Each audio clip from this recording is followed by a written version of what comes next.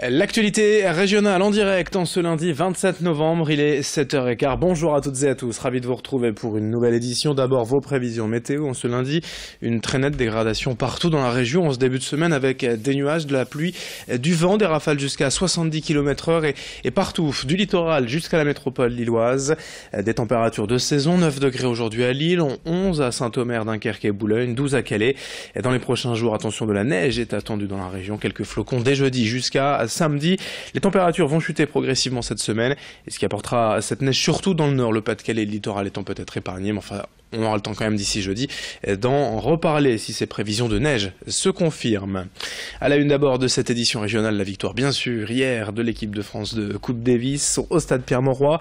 Après 16 ans d'attente, les Bleus ont donc enfin reporté ce fameux saladier d'argent.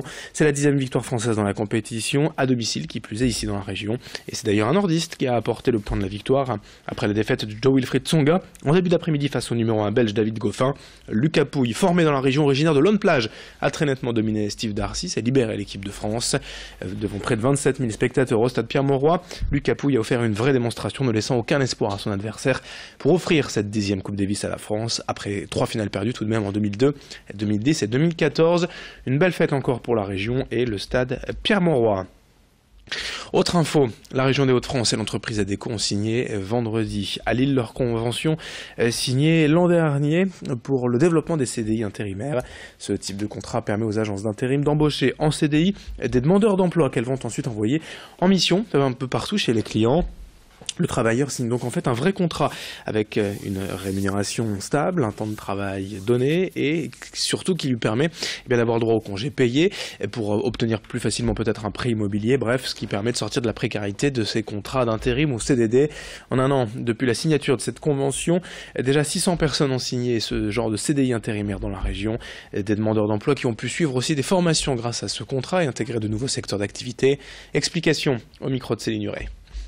Quand vous arrivez à coordonner le public et le privé, vous avez plus de moyens mis en œuvre. Et donc là, en l'occurrence, quand la région nous aide à repérer des candidats, à identifier des demandeurs d'emploi grâce à Pôle emploi qui soient motivés, c'est plus facile pour nous ensuite d'avoir ces candidats directement dans les dispositifs que de chercher nous-mêmes. Donc c'est très complémentaire en fait. Ils interviennent en amont, on intervient en aval, et puis parfois aussi on a une aide au financement qui est à la fois celle d'ADECO, mais aussi de la région. En bref, les chiffres du chômage, puisqu'on parle d'emploi, pour le mois d'octobre, publié vendredi, dans le Nord, on compte désormais 272 860 demandeurs d'emploi. Dans la région des Hauts-de-France, le chiffre s'établit à 597 390 personnes au chômage, un chiffre en hausse en d'ailleurs sur un an de 4,2%. En bref, sachez également qu'Iris Mittenard a donc rendu sa couronne de Miss Univers cette nuit à Las Vegas. La nordiste à transmis le diadème à Miss Afrique du Sud et devrait prochainement rentrer en France dans la région, même si ses projets ne sont pas encore clairement définis.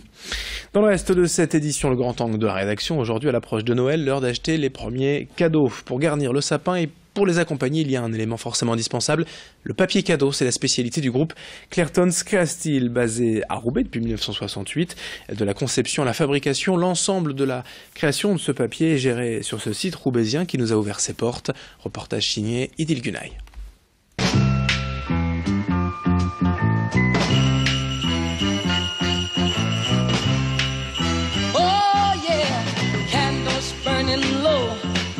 Chaque année, 132 000 km de papier cadeau sortent de cette usine. Les fêtes de fin d'année, une période charnière pour le groupe Clairton's Créastyle qui a déjà anticipé les commandes. Depuis plusieurs mois, les bobines tournent à plein régime. Ça joue bien en amont des fêtes de Noël, quasiment à la rentrée, on va dire début septembre, où la plupart de la production se fait. Et c'est vraiment une période clé parce que 70% du chiffre d'affaires sur le cadeau se joue à Noël. Les motifs des papiers cadeaux sont conçus sur place grâce à une équipe de designers. Juste à côté de l'atelier création, c'est la partie imprimerie qui prend le relais pour réaliser les rouleaux de papier cadeau avec une encre à eau, c'est-à-dire une encre sans solvant pour plus de respect de l'environnement. On n'avait pas d'obligation légale de passer sur des encres à eau, mais l'entreprise a une démarche RSE assez poussée. Les encres à eau ont initié la démarche de responsabilité sociale et environnementale de l'entreprise en 2007. Alors on reçoit les encres d'un prestataire dans des grosses cuves et ensuite les teintes sont créées ici avec des mélanges qui sont réalisés à la station d'encre. En 2016, le groupe Clairtons Créastyle a obtenu le label Origine France Garantie, qui atteste d'une production 100% française. Alors quelles sont les tendances pour ces fêtes de fin d'année ? On a une tendance qui revient quand même chaque année, c'est une tendance plus traditionnelle, avec des couleurs comme du rouge, du doré, du vert. On a également pour cette année une tendance qu'on appelle Noël polaire, avec des touches de vert d'eau, beaucoup de blanc et d'argenté. On a la tendance la plus chic, c'est la tendance noir et or. En plus du papier cadeau, le site fabrique pochettes cadeaux, sacs en papier et coffrets. Autant de produits qui participent à l'acte d'offrir et à la magie de Noël.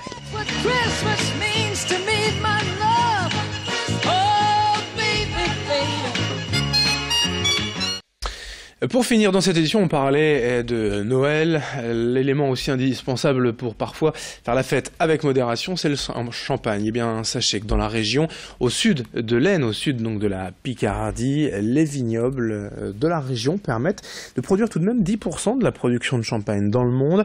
Une particularité méconnue qu'a voulu montrer le conseil régional ce vendredi en organisant la journée champagne. 21 vignerons des Hauts-de-France sont venus montrer leur production à travers des dégustations, des rencontres.